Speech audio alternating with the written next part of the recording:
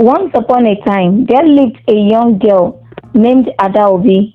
Adaobi was just 8 years old when she lost her parents in a tragic vehicle accident. Her mother and father were good people who loved her very much, but now they are gone.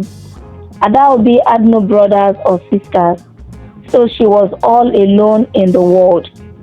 Adaobi was taken in by her Uncle Chukudi, and his wife, Auntie Ngozi, who had 2 children of their own, Ifeanyi and Amara.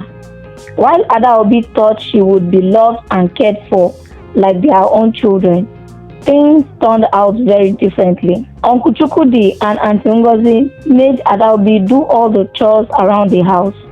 She had to fetch water from the stream, wash the clothes, cook the meals, and clean the house. If she made even a small mistake, Auntie Ngozi would scold her harshly and sometimes even hit her. Ifeanyi and Amara, on the other hand, got to play all day and go to school. Despite the harsh treatment, Adaobi remained kind and hopeful. She knew her parents were watching over her from heaven, and she believed that one day things would get better. She had a friend named Ikem, who was the same age as her. Ikem's family was poor, but they were very kind. Ikem always shared her lunch with Adaobi whenever she could. One sunny afternoon, Adaobi was at the stream fetching water when she met an old woman who looked thirsty and tired. The old woman asked Adaobi for some water. Adaobi quickly filled a calabash and offered it to the old woman with a smile.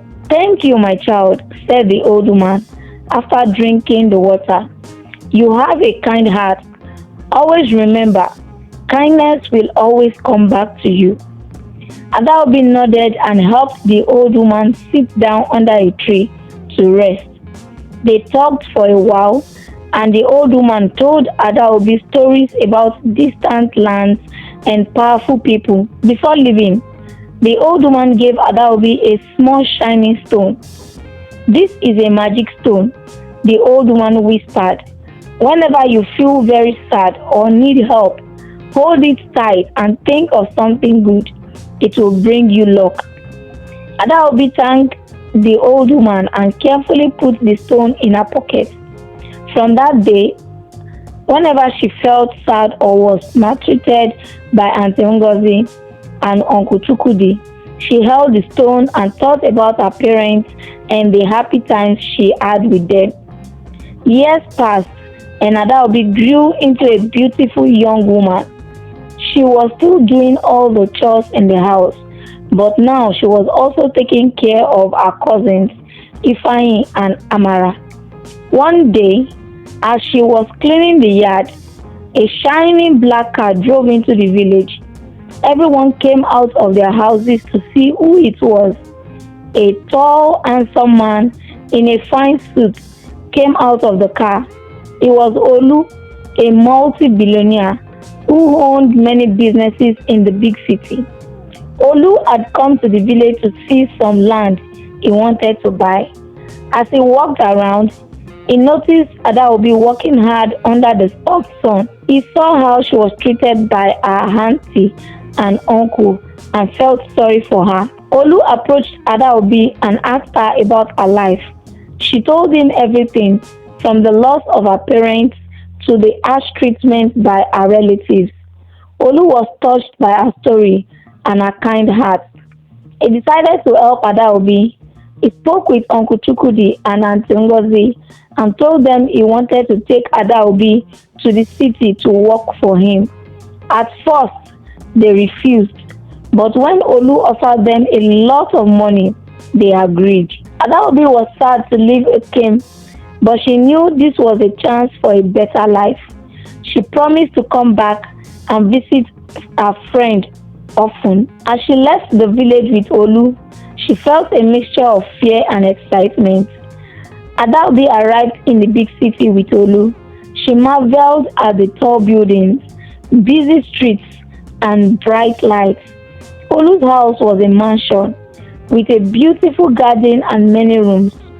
Adaobi couldn't believe she was going to live there. Olu introduced her to the household staff and told them to treat her well. At first, Adaobi was given simple tasks to do around the house. She helped in the kitchen, watered the plants, and sometimes cleaned the living room. Unlike at her uncle's house, the work here was not too hard, and everyone was kind to her. She even made friends with a girl named Kemi, who worked as a maid. One evening, Olu called Adaobi to his study.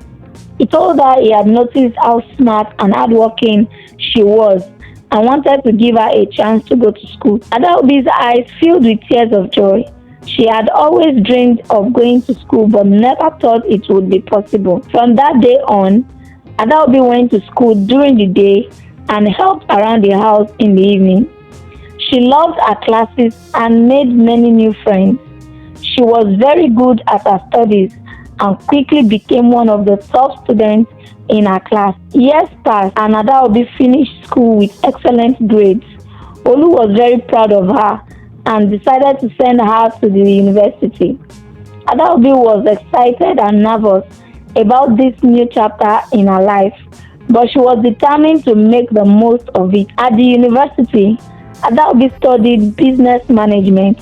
She wanted to learn how to run a business so she could help Olu with his many companies. She worked very hard and impressed all her professors with her dedication and intelligence. During her final year at the university, Adaobi had to do an internship. Olu arranged for her to work at one of his companies. She was assigned to the marketing department, where she met a young man named Tunde. Tunde was the manager of the department and was very good at his job. He was also kind and always willing to help Adaobi when she needed it. As they worked together, Tunde and Adaobi became good friends. They often stay late at the office, working on projects and sharing their dreams for the future. Tunde admired Adaobi's determination and kind heart, and Adaobi respected Tunde's intelligence and sense of humor. One day, while they were working on a big project, Tunde told Adaobi about a business idea he had. He wanted to start a company that made affordable school supplies for children in poor village. Adaobi loved the idea and offered to help him make it a reality. With Olu's support, Adaobi and Tunde started their company. It was hard work, but they were both very passionate about their mission. The company quickly became successful and they were able to help many children get the school supplies they needed. As the business grew, so did the bond between Adaobi and Tunde. They spent more and more time together, and it wasn't long before they realized they had fallen in love. One evening, after a long day at work, Tunde took Adaobi to a beautiful park. As they walked under the sun, Tunde turned to Adaobi and took hold of her hands.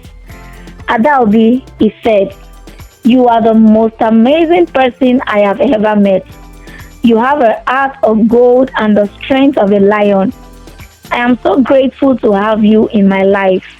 Will you marry me?" Adaobi was speechless. Tears of joy filled her eyes as she nodded and said, "Yes, Tunde, I will marry you." Their engagement was celebrated with joy and excitement by their families and friends. Olu was especially happy for Adaobi. He had watched her grow from a sad, mistreated girl into a strong, successful woman. He knew she and Tunde would have a wonderful life together. As Adaobi and Tunde planned their wedding, they continued to work on their business and help children in need. Adaobi never forgot her friend Ikem and often visited her village, bringing gifts and school supplies for the children there.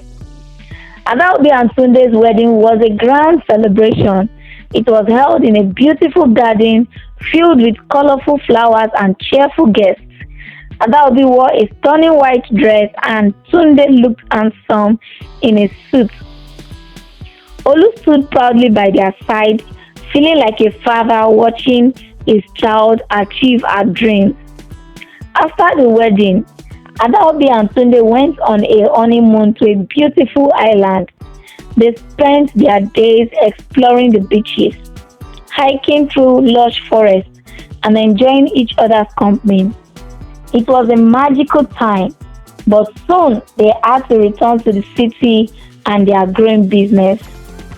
Back home, they discovered that their company had faced some difficulties while they were away. A rival company had started producing similar school supplies and was selling them at lower prices. Adaobi and Tunde knew they had to act quickly to save their business. Adaobi suggested they focus on quality and innovation. She proposed creating new designs and adding educational features to their products. Tunde agreed and added that they should also start a marketing campaign to highlight the benefits of their school supplies. They worked day and night, brainstorming ideas, meeting with their team, and putting their plans into action. Slowly but surely, their efforts paid off. The new products were a hit, and the marketing campaign drew positive attention. The company not only recovered but began to thrive once more. One day, as Adaobi was reviewing the company's finances, she received an unexpected visitor. It was the old woman she had met years ago by the stream. The old woman smiled warmly and handed Adaobi a letter. "This is from someone who cares about you very much," the old woman said before disappearing into the air. Adaobi opened the letter and read it. It was from her late parents. Tears streamed down her face as she read their loving words, written to her just before the accident that took their lives. They told her how much they loved her and encouraged her to always be kind and brave, no matter what challenges she faced. With renewed determination, Adaobi decided to expand their business to other countries. She and Tunde traveled to different places, meeting with local communities and setting up programs to provide school supplies to children in need. Their company became a global success, helping millions of children around the world. One day, while visiting a remote village, Adaobi and Tunde encountered a severe storm. The villagers' homes were damaged, and many families lost everything. Adaobi and Tunde immediately decided to help rebuild the village. They stayed in the village for several months, working side by side with the villagers. During this time, they learned about the villagers' culture and traditions. Adaobi was reminded of her own village and her friend came. She often thought about how she could do more to help those who were less fortunate. One night, as they sat by the fire, Tunde turned to Adaobi and said, "We have achieved so much, but I feel like there's still more we can do. What if we start a foundation to help build schools and provide education for children in remote areas?" Adaobi's eyes light up with excitement. "That's a wonderful idea, Tunde. We can name it the OCHE Foundation, in honor of my parents and all the children who dream of a better future." And so, the OCHE Foundation was born. Adaobi and Tunde poured their hearts into the foundation, raising funds, building schools, and providing scholarships to children who needed them most. Their efforts brought hope and joy to countless families, and Adaobi felt a deep sense of fulfillment knowing she was making a difference. As their work continued to grow, Adaobi received another surprise. One day, while she was visiting her childhood village, she found Ikem waiting for her by the old stream. Ikem had grown into a beautiful, strong woman. She was now a teacher, inspired by Adaobi's story and her determination to help others.